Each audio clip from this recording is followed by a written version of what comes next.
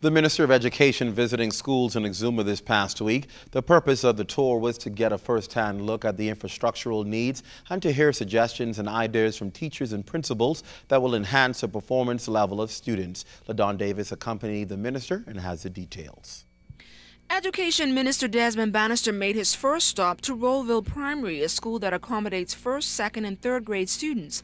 While there, the minister told the students about the importance of reading and what he expects from them this new school term. Then it was on to Stewart Manor, Brokers Point, Forest Primary, Mont Thompson, a school for special needs, and later the Ellen Coakley Senior High School.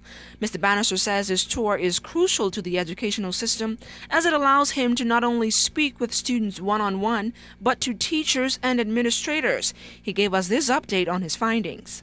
In some of my schools, we have some damage that's still left over that we have to deal with. In one or two schools, we have some supplies that need to be delivered to the schools. And some other areas, we have some issues that impact teachers and impact students. We had some serious structural issues in one of the buildings. And we have to be able to we've had engineers here several times. We have to be able to deal with that in a manner that will keep students safe. Now the Minister of Education says it's no secret that Family Island schools and classes are smaller than schools in the capital and in Grand Bahama. While students may be getting that one-on-one time with teachers, they are still not performing as well as they should be. How is it that literacy levels are not where they ought to be in many of these schools? And many of the teachers have some interesting ideas, and some of those things we're going to look at to see how we can improve literacy levels, how we can improve numeracy levels in these schools. One of the issues is that, quite frankly, we expect too much from the children. We have a curriculum that has too many things in it. And many of the basics we need to get back to. You know, every time I see someone, they have something that they want to include in the curriculum. And I think at the primary level, we're just trying to do too much right now. Area Member of Parliament Anthony Moss says since the impact of Hurricane Irene, the first day of school was met with a number of challenges. But thanks to the quick response by education officials, those problems have been rectified. I found out that when we first began on September 7th that there were one or two schools that were short of teachers for one or two of the grades. The majority of those are in place. In our next report, we will tell you what the Parents Teachers Association and chief counselors in the Exuma Keys and Ragged Island have to say about issues affecting students there. LaDon Davis, ZNS News. Well, in a couple of weeks, Cuban ambassador to the Bahamas, His Excellency Jose Ponce, will demit office. And as that date comes closer, he's reflecting on the work he's been able to champion while serving his country overseas. In fact, he shares that his work and experience with the Bahamian people has been rewarding on a number of areas. It has been a wonderful time, a wonderful opportunity to enhance the relationship between the two countries, and to work with the Cubans living here in the Bahamas and trying to unite them around the embassy.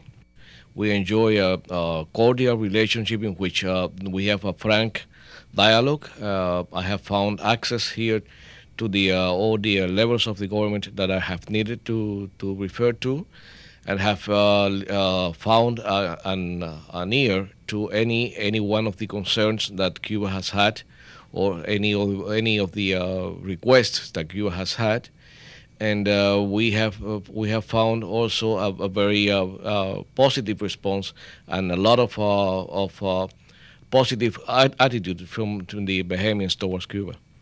In fact, a strong partnership with the Department of Education has been formed. Ambassador Ponce highlighted the joint effort to supply Cuban teachers in critical areas.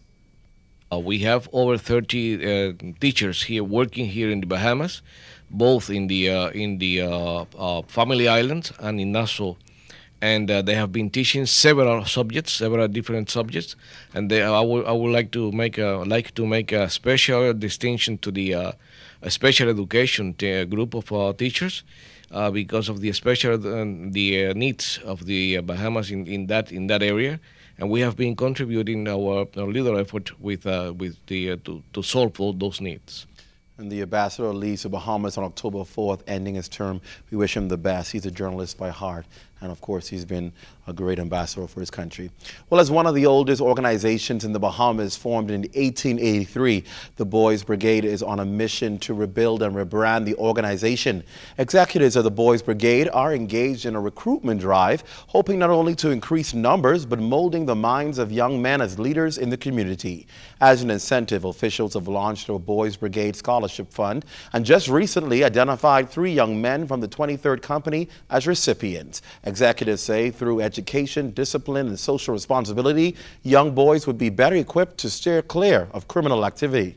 That we have observed that too many young men are not seeking, and a lot don't have the opportunity to seek a higher education.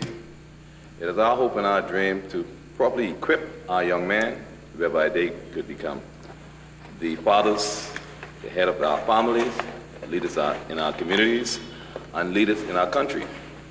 We have done a pretty good job with our young ladies in this country, and it is fair that too many young men are being left behind.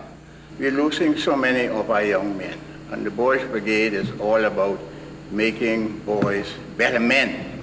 So in that light, again, I'm appealing to the general public and the former members in particular to help us to help these boys. As executives move to revitalize the organization, they are looking for the support of those who have passed through the Boys Brigade to return and assist as mentors and big brothers. And despite a slowed economy, executives of the Bahamas Red Cross say their recent raffle was a success. The exact number in terms of the dollar amount has not been disclosed, but winners are receiving their prizes. Carla caught up with one of the top prize winners. Take a good look at this vehicle. A 2011 four-door Toyota Yaris, a car worth $26,000+. Now just imagine you awoke one morning to find out that this car was yours.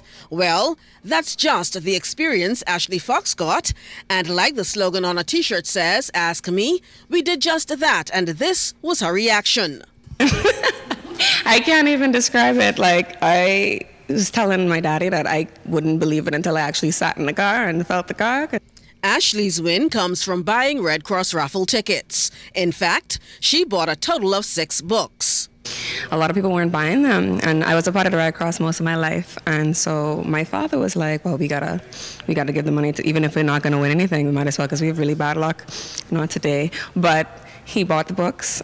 For years, Executive Motors has been in partnership with the Red Cross Society, donating vehicles as part of the raffle. Sales agent is Daisy Albury. Because we think it's a fantastic, it's a good thing to give, okay? Because the Red Cross has done so much for everyone, during the hurricane, I mean, for the persons who need hot meals, and they really show love in a really tangible way. And we need, as Bahamians, we need, as persons in the Bahamas, we need to encourage them as often as we can. Show our love and support to them. And this is what we try to do here at Executive Motors. Ashley says she's been supporting the Bahamas Red Cross for a very long time, and this win is but an added incentive to keep doing so. Why not donate to the Red Cross? I mean, they've given us a lot and even more today, so yeah. Because they do a lot for the community. Like they help those who, in hurricanes afterwards, they go out and they take their hands and they go out and actually do work, rather than just say, oh, we're going to give some money here, we're going to do this. But they enrich the young people. They have Junior Red Cross programs, and it's a good organization that does a lot for the community, so why not give back to the Red Cross? Ashley Fox gave a little and got a lot from a charitable organization on the hopes of a win, but really not expecting anything in return. Bahamas Red Cross officials are hoping more people would repeat this act of love. Carla, ZNS News. Lucky lady there.